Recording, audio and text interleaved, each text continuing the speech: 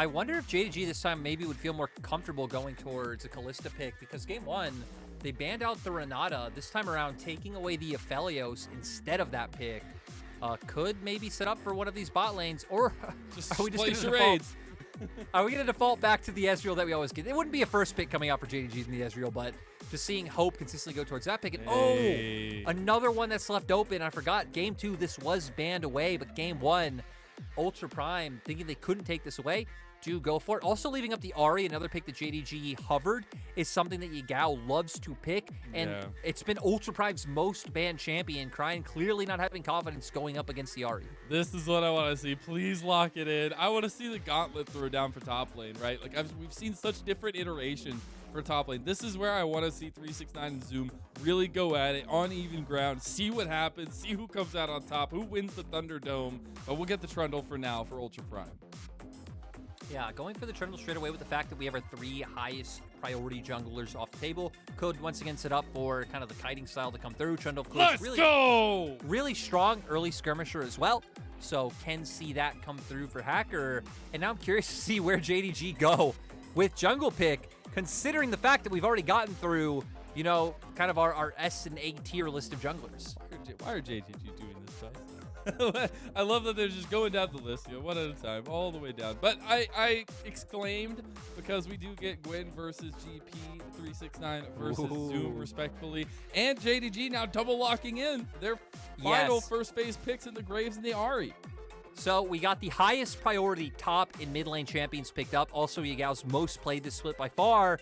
And a Kanavi specialty, right? When you think back to 2020 Kanavi and his success, it was all about the Graves pick coming through. You have the CC set up from the Charmin mid lane. You can have this Graves try to get off to a good early start, bring out the Emerald Glaive, choke Ultra Prime out from any vision, and take over. And it seems like, once again, we're kind of setting up for the dichotomy that we've had over every game, right?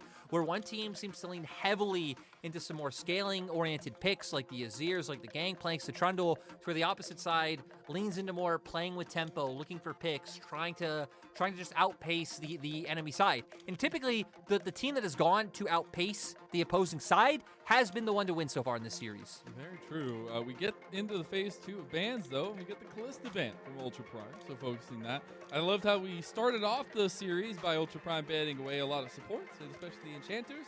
But here we are in the final game of the series, and we have now transitioned to some late game supports as well, as the Kalista is going to be that first ban for them, as I had already said. But looking at JDG now, it's looking at where to focus, because it's obviously Ultra Prime are going to be focusing bot lane, and now JDG do so as well. In kind, ban the Kai'Sa that could have been such a problem. So, like, when you're banning the Kai'Sa, right, and that's kind of like threatening to say, hey, we can pick the Ezreal, but since Ultra Prime are on red, they obviously get their first pick at 80 carries. So it makes me wonder if Ultra Prime don't ban it and, like, they just opt into picking it up so it would fit their comp, what JDG's go-to answer is going to be. You've already hit on Ultra Prime taking away the Kalista this time instead of supports like they did in game one. I feel like it is because it looks like their comp needs some CC setup coming through, and that their comp is looking to outpace. So wanting to ban away these 2 really strong early game 80 carries just seems like a solid way to go for Ultra Prime. And not only did our jungle pool get quite pinched, but now our 80 carry pool as well to follow up. I mean, we have 5 80 carry bans so far. That's what I was going to say. I was waiting to see if we get the 6th from JDG, because that would be an interesting one here. But like, it's funny to think about how much focus the bottom lane is having because of the volatility that we've seen. We have what? I mean, I guess we theoretically still have things like Lulukog open, which we haven't seen too much in the LPL. The Jinx still there as well, and then Xayah kind of being the last standout. Don't you bring that back? Yeah, I heck and love Arcane, but I swear, Jordan, I will turn this car around. I do feel like kind of any of those would stylistically fit with Ultra Prime's comp. The Xayah, especially with the ultimate, would feel pretty nice, especially against the threat of like Yao's Charm able to come through. So I'm not sure if maybe look at that. But no, with the fact that the Kai'Sa's banned out, the bluff of the Ezreal that we talked about, right? We said, hey, JDG are banning out this Kai'Sa to call a bluff from Ultra Prime pick it. So JDG must have an answer in my mind. JDG must have something they're comfortable bringing into this 2v2 and saying, hey, we're fine that you're going to get this kind of like strong scaling mid-game pick to come through. And it looks like Mazel, you might get to heckin' love Arcane some more. Well, you know what? I sure do heckin' love Arcane. But we'll see. I think Jinx is obviously still a big carry in the meta. We saw so much of her last split. We will see more of her this split as we do see her locked in for JDG and hope, looking to make the outplays potentially happen through some late game performances and just snowball potential for that Jinx and the rest of the team really has for JDG. I do feel like if this game goes even into like mid to late game, the JDG should just have a rough time. Yeah. Sure, it looks like they're about to bound to lock in the Leona, but you have a lot of mobility on the side of Ultra Prime. You obviously have the Orange, the remove Scurvy coming out for Zoom as well. So it could be quite hard to lock them down without like point and click CC. Obviously the Nautilus was taken away by JDG themselves, so that wasn't an option to come through. But locking down members could be quite hard the longer we go into this game. And Ultra Prime, they've already shown their two options, right? You have a Braum, you have an Alistar, both will be able to function in this composition quite well. Alistar would give them some engage to be able to follow up or turn off of objectives, right? So if they want to go for something like a turn and burn on a Baron, they at least have ShiauC there to be able to start it up. And ShiauC looks best when he has something that can pull the trigger. Yeah. So I like that they go towards this Alistar, and both comps having a bit of clear identities, right? Ultra Prime, once again, leaning into the poke, leaning into wanting the enemy to come into them. JDG, I feel like we need to see a lot more about enabling Kanavi, especially coming out from Yagao, finding early game picks, getting that Umbral Glaive onto Kanavi, shutting out Ultra Prime vision, and snowballing this game really well. The picks are so incredibly crucial for JDG, and I think that's where I look towards the supports and a little bit different of a zoom in here for these teams, because you have to look at missing on this Leona. The last time we saw this at game 1, it was just the support diff at that point. And I think you have that propensity to go forward, go in, get those engages going, and that's what JDG need, especially with this composition they drafted together. And I will say the response on the other side, ShiauC, you were highlighting a little bit the Alistar. I think it's an interesting point. It's a good point of power for them, especially if they do make it to that late game, because you're going to be forcing this kind of pick-oriented comp to come into an Alistar who can get the multi-chain CCs and really set the rest of the team up. I mean, and when I think of ShiauC, the first thing that always comes to my mind is that he was the understudy of Sword Art on Flash Wolves, literally handpicked by Sword Art himself. And back in the day, 2015, 2016, 2017, when I was over in the LMS competing up against players like Sword Art, this was his go-to. ShiauC learned from one of the best, and let's see if Ultra Prime can cause a huge upset. At this point, it is not only the top lane that is the Thunderdome, because we welcome you to Summoner's Rift. The JDG versus Ultra Prime culmination of their best of 3 kicks off now. Top lane definitely is the Thunderdome for JDG, though, Mazel. They try to find the pick. They try to find the aggression. But Zoom ain't falling for your shenanigans, Yagao. He knows. He played with you for years. Yeah, I was going to say, he knows. He knows. He knows what can come if early blood also goes over from his position as least, because they will completely dogpile him in top lane. So at this point, make sure everybody got another place to focus other than you, Zoom. That's my key to the mission for you. But we will see opposite side starts for both these junglers this time around as well, which I find interesting as a little bit of that Thunderdome conversation we get going here. Yeah, early trade coming out between both top laners. Zoom having the passive, which even got buffed a couple patches ago, becoming stronger, then being able to run 369 down. No surprising he's winning out in this trade. I'm surprised 369 even went for the aggressive level 1. That's 3 stacks? And 369 even started his Q rather than the E, which did take some nerfs coming in onto 12.11. But my God, 369 getting bullied so far. There ain't no boxing gloves up here. It's fisticuffs. As you see a lot of the trading going in favor of Zoom. 369 will be healing up with the use of these potions, though. Want to check back in to the early functions of these jungles as well and see if, one of these top laners is going to get a little focus. It would be from Kanavi at this point, who we said needs to get off the ground running. I think especially with how much heavy trading is coming out this early, like that to me looks like the plan coming out from JDG. This is really close up here, but this is exactly what I wanted for the last game of this series. The whole setup for this series was a lot of focus around these two top lane. Yeah, I wonder if Zoom already backing off, might go for, no, isn't even going to go for an early recall. And look at JDG. Yagao gets vision up towards top side to spot out and see if Hacker's even around. And with the heavy trading, it usually signals a gank wanting to come through. It's going to be smoke screen flashes from both of them, both hands, very fast. But it's Zoom who makes it out.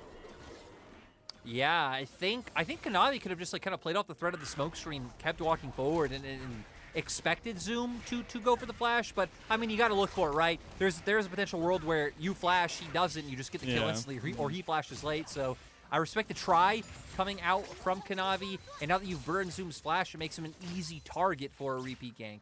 And Zoom is really going to have a tough time up there, already down in CS. We'll be getting it back now that he has a little bit of time in the lane, as TP will not be utilized by 369, so there will be an early TP advantage just in case trades go wrongly for 369 himself. Thought we might see the first skirmishes between the junglers, but it will not be so. Kanavi gets the scuttle first. Yeah, Kanavi getting this topside scuttle. Hacker not even going towards the bot side one, making his way towards top first. Looks like maybe wanting to be around this side of the map just in case Kanavi would have gone for any like top scuttle into repeat gank top shenanigans, considering that 369 did get the bounce back. So Zoom will be overextended a little bit. So I want to see if he can get this wave in, especially with Hacker here. You would assume he could do so, but look, ping's already coming out from Kanavi back to the top side. So Hacker at least reading what Kanavi's looking to do well. Hacker will be spotted out on the ward as he comes into the tri-bush, though. Kanavi was on his way. Won't find anything up there. Actually heading towards mid lane now, though. I was pinging out vision, but there was no vision. Bot side scuttle, baby. Yeah, I was going to say, you're just going to get double scuttle as Hacker completes his back. Yep, Kanavi looking for it all. His bot lane has push right now as well, so they are doing completely fine. Very easy for Hope to be able to keep up Prio in this lane, considering he can just swap over to the Rockets and just keep that one up. Another thing that got nerfed quite a while ago as well, though, right? The kind of early power coming out from Jinx with her Rockets and her ability to push the lane. So that was one of the reasons we saw her taper off a little bit for a little while. Has obviously made her way back into the meta, but nowhere near as prominent as she once was. Which, you know, I'll take that. I think Ox will too. But the thing is, though, she's really exciting in the playstyle because the get excited aspect of her play is really fun, and especially in the LPL, it's snowballing. And what do the LPL like more than snowballs? I gotta say is I don't think we'll see too much here. Nope, Kanavi just gonna push us in. Is that I'm fine with Jinx. The worst part of that meta was it was just always Jinx Corki versus Victor Aphelios. Always, literally or the reverse, right? Like. I love Victor, the ADC meta Jinx, right now. The fact that we got 5 bans towards it, the fact that we got a lot of these cool picks coming out, we had the Samira as well already come out today. Just it's evolved with fun. So it's fine to get these tried and true picks every now and then. I'll take that. I mean, the fact that we're only 3 weeks into the LPL, we've had like Seraphine come on the bot lane, we've had Kog'Maw, we've had Twitch, we've seen Samira. Mid lane, we had the Brand. We've had so many different picks come out in the LPL. The Nasus. The Nasus coming out from Cube. It's definitely been a fun split in terms of meta so far, especially the fact that we never like really slowed down compared to the other regions. Yeah, I'm sticking by my statement that I've said since I went to LCS last weekend. LPL does this meta best. That's all I'm saying. It is so fun watching the LPL discover and just pick through the meta that we have. Yeah, and now we're going to get to see Ultra Prime just going to clear out some vision. Going to get to see, like, again, how the meta keeps evolving, especially as more patches come out. But JDG so far continuing to angle up towards this top side with their vision and with where their pressure is going. Kanavi right now clearing out his top side camps to where for Ultra Prime, we see Hacker taking it a lot slower. Very reminiscent of Game 1 in terms of how the draft has panned out, right? Because you won't have too many of those options able to come through. Cryin has done a good job keeping up pressure in the spin lane. Azir does have quite a decent time into the Ahri in terms of just being able to out-trade her with the range that you have, considering the only range tool she has, right, is the kind of her Q being able to look for the trade. Azir can constantly whittle you down with soldiers when you're trying to push the wave in yourself. And Ultra Prime, I think, happy with the pace of the game so far, considering JDG haven't been able to find too much. It's been a very reserved early game. But speaking of reserved, we're caster cursed it is Yagao going ahead and using the Spirit Rush there. Won't find anything on the Zoom. But no early dragon this game. Like, my mind is blown. JDG has gotten early dragons in both the games so far. Both teams really respecting this third game, not wanting to come away with a loss. I thought JDG might pivot down to it right now, considering that their bot lane did have Prio, and they just pressured up towards top, which might signal that Hacker would be in the area to cover. But instead, Reset's coming out, so they will at least come out on the map first a bit stronger, because you expect them to be able to get back to wave, answer that wave, and then maybe set up for Kanavi to be able to take that one. But Hacker making his way down now. Looks like Zoom had just had to use his cannon barrage in topside as well. So JDG have another tool that they don't need to worry about. Yeah, we do see the Scuttle Crab achieved again by Kanavi. I think that's his third at this point. And that's going to be nice, at least in terms of jungle pacing. As you see, Ahri has a decent lead over Hacker. Has been a consistent theme, I feel like, of this series so far, and really just trying to find Hacker's proactivity to be a force in the game, right? We didn't see him really active in that first game. We saw him very active in the second game, this time on the Trundle yet again, to see if he can really pull that performance back out in a positive way for Ultra Prime. Yeah, Ultra Prime. I feel like Ultra Prime also can just have a solid chance in this game for the fact that we're already breaking norms. Because typically after JDG lose a game, in all of JDG series, they would lose a game, and then like if they lost the first game, they'd stomp next to it. If they lost the second game, they would hard stomp game 3. Like JDG seem like they get pissed when they lose. Yeah. And then they just crush you. Well, that's not happened this time around, right? Early game has been decently stable. We now have cross-mapping coming out with Hacker picking up the Dragon and Kanavi picking up the Herald. With us talking about how JDG want to be... No! Oh, no, cross-mapping! I heckin' love Arcane, baby! Oh no! It was fine for Ultra Prime. It was going fine! Everything was fine! JDG. Heck, that's another thing that got nerfed a while back, right? That execution damage coming out from the Jinx rocket to make things like that harder to handle. We don't care. Hope takes those. And now Kanavi waiting in the wings for Hacker. Oh my goodness, I don't know if I can get over that one. Hacker's going to walk straight into a man with a shotgun in the jungle. Gonna need to be careful on that one. Walks away for just a little bit longer. Kanavi still playing very aggressive. Has the Rift Herald available to pull the trigger on. But he's going to keep playing against this top side matchup. And Hacker, we'll see him doing this. Don't know if he could really say much about it.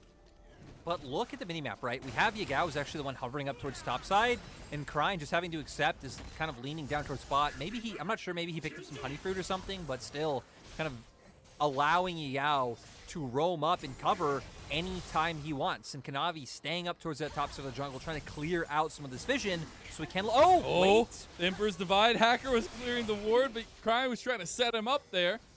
Yagao will just use a little bit of movement to get away. I thought that was a close one coming out for Yagao. Obviously has a lot of mobility between his flash and the Spirit Rush, but still walking so far forward on about half HP. Cryin was trying to set up the alley-oop for Hacker. It just didn't go well. Sadly, just not working out for Hacker, but we're going to get a replay of something. Oh, yes. Oh, yes. Do we just play the Arcane theme song at this point or what? Because this is a heckin' steal. Oof. Yeah, from around 680 damage, able to come out with that steal. Sitting on the Drake, having Rift Herald now, which I assume that JDG will maybe angle to use up towards the top side with how much pressure they've put up there now. But obviously with Kanavi's clear, he does have his bot side camps up, so he will kind of like naturally lean down towards that side of the map.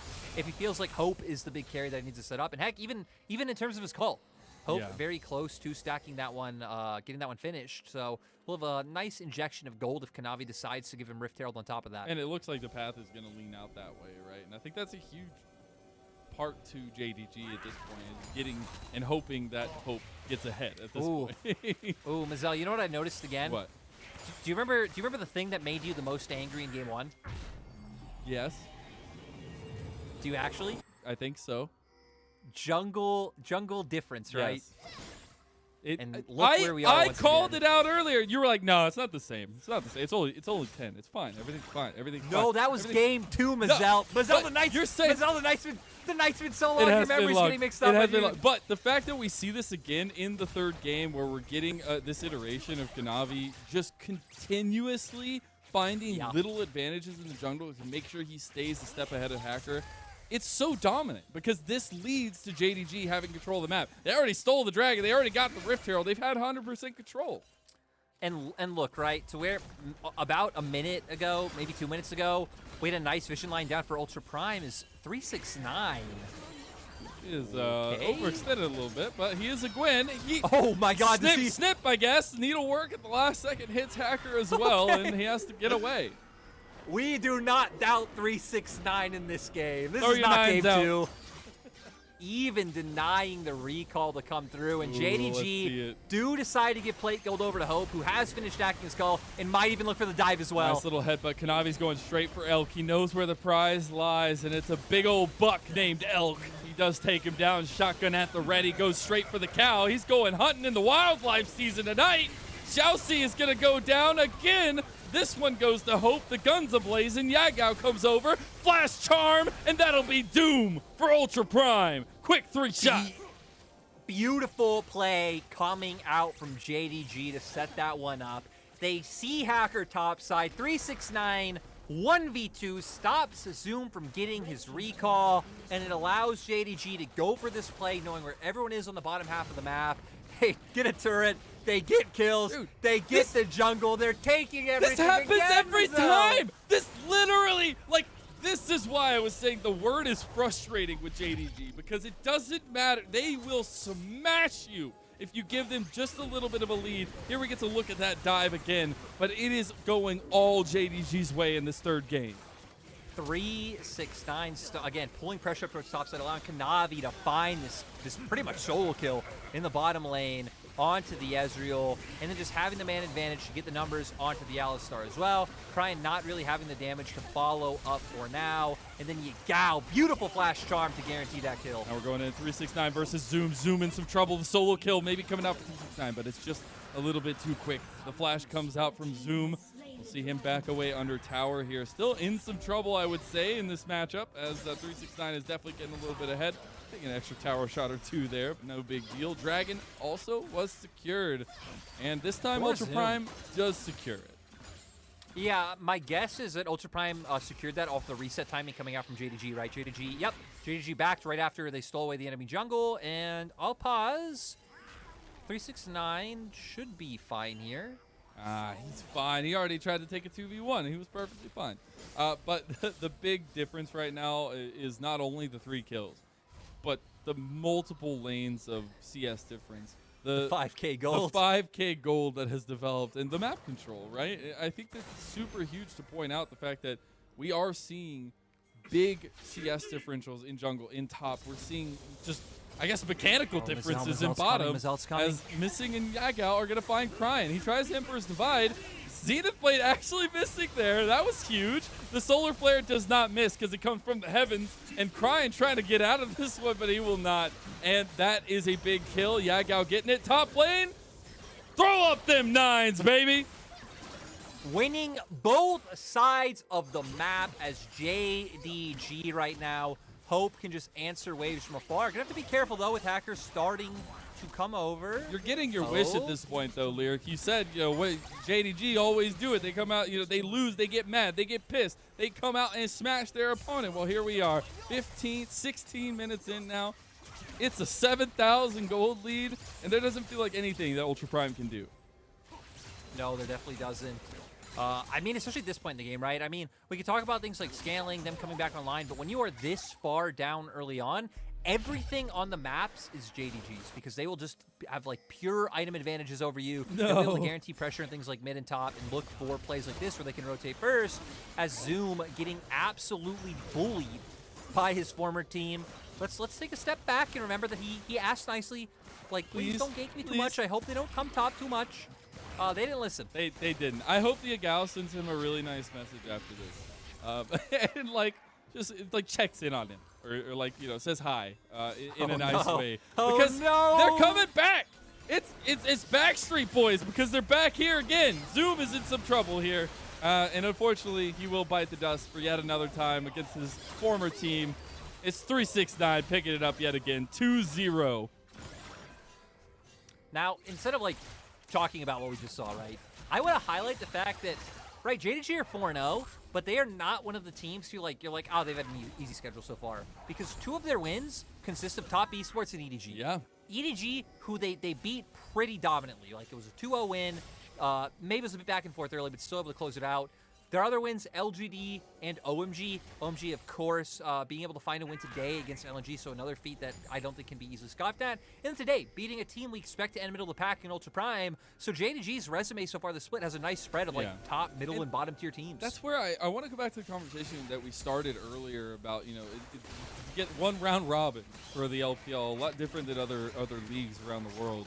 And especially when you say the likes of, JDG took down EDG 2-0. Well, guess what? You're not going to see that matchup again unless we get it in playoffs. And I think that is such a different take, I guess, that the LPL represents in terms of competitive League of Legends that I absolutely love. Because those wins, they stick. They mean something. And you know what? What week is going to be the most pivotal for JDG? Maybe the best week of LPL we have? Week 8. Because week 8, JDG play V5. And by week 8, if you're wondering, Rookie's going to be back. Week 8's far away. Don't worry about Rookie will be back. They also play RNG that week. So week 8, apparently going to be a really good week of LPL games for us to tune into. As JDG, TPing bot, trying to keep up pressure in the bot side jungle, establish some of their own vision control, still some camps.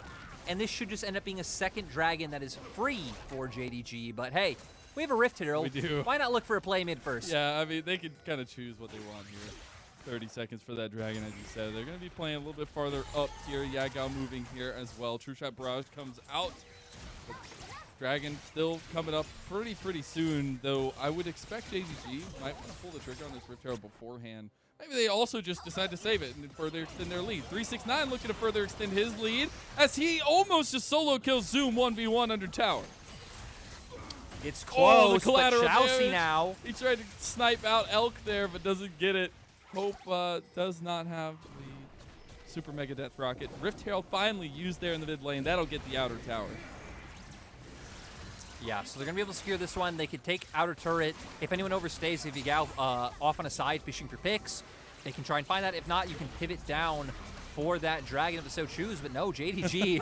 JDG on a mission first to just deny all vision. He walked the other way around tower. He was about to end his life right there. That is another tower almost dead, but just not enough. The Rift Herald got so much utilization out of it, though. It will put a lot of pressure in mid lane for Ultra Prime.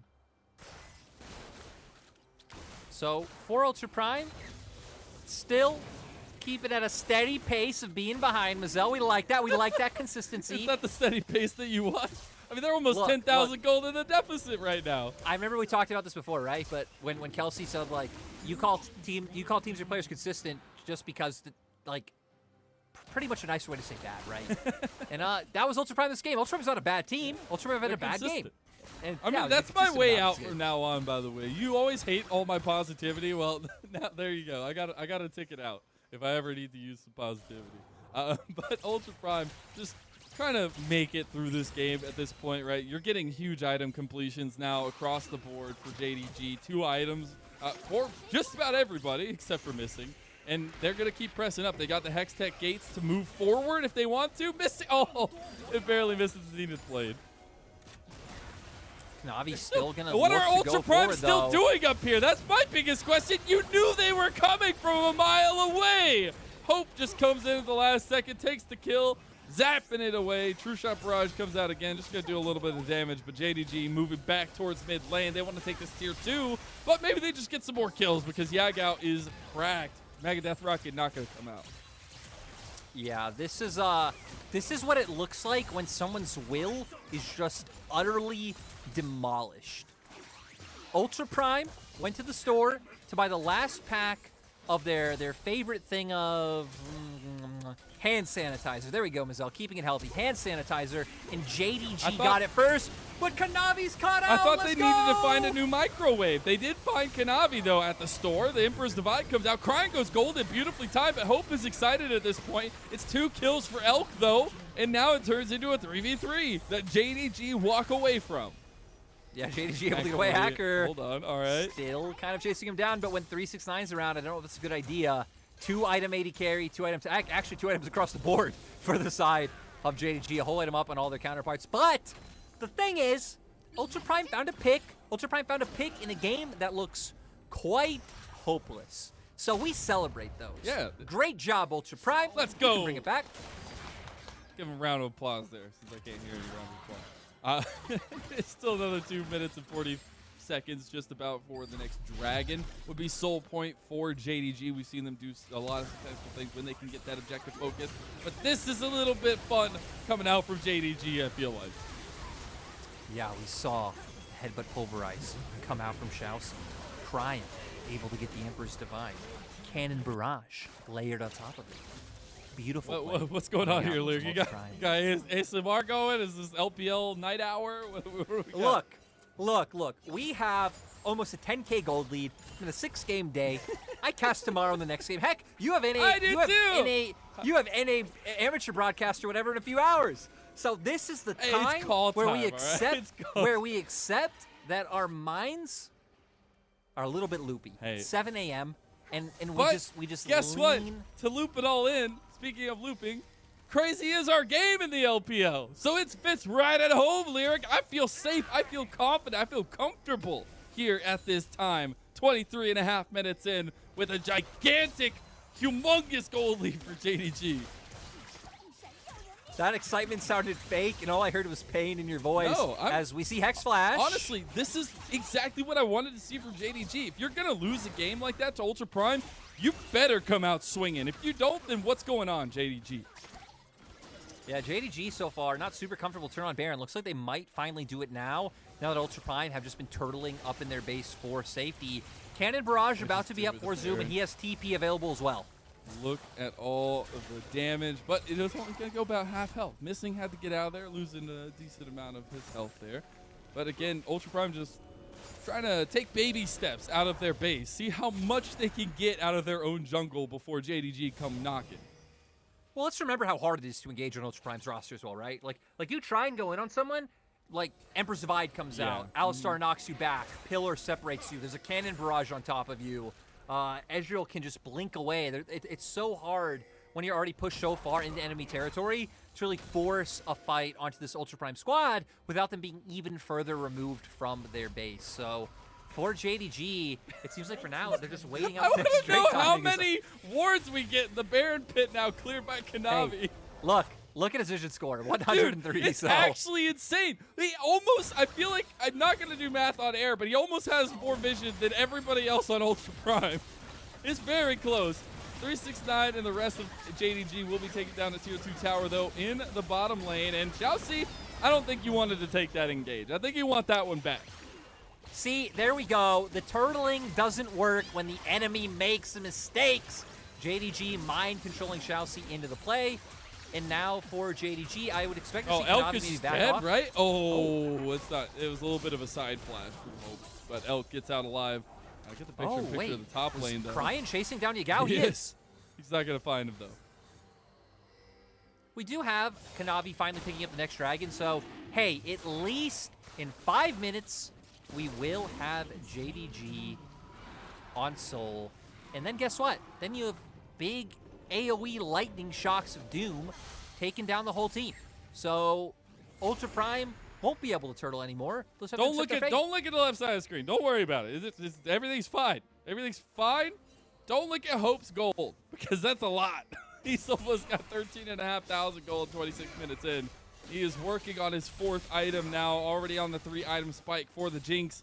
And this is the kind of redemption arc I think fits Jinx at this point coming into the LPL, and especially Hope being able to perform on the champion. I think coming into this when we talked so much about the 369 versus Zoom matchup, you know, Yagao versus Zoom again coming into that little bit of a rivalry.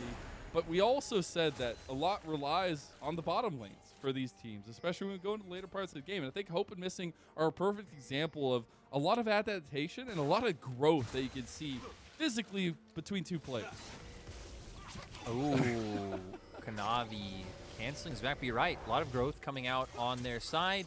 And now JDG just pivoting back into, okay, Mazel, let's get hyped. Zoom. Let's get hyped. Yagao's here. He wants to take down his fellow brother, but he doesn't do it. Hackers try to chase him down. They're TPing. Emperor's Divide. 369 is dead. Shut down to hell. Hope snipes him out. Zoom dies yet again. 0-4 on the Gangplank and against his former teammate. That is unfortunate. And another iteration of JDG having a little bit of fun. I actually feel like this hurts JDG more than it does Ultra Prime, though, just because it feels like 369 has been like more of a pivotal member in terms of like how we've seen the skirmishes pan out than Zoom, who has just kind of been like, haha, cannon barrage, go! So JDG just gonna opt into some resets, and we get it. We get the full 3-minute wait until the next dragon. What are you looking forward to dreaming about?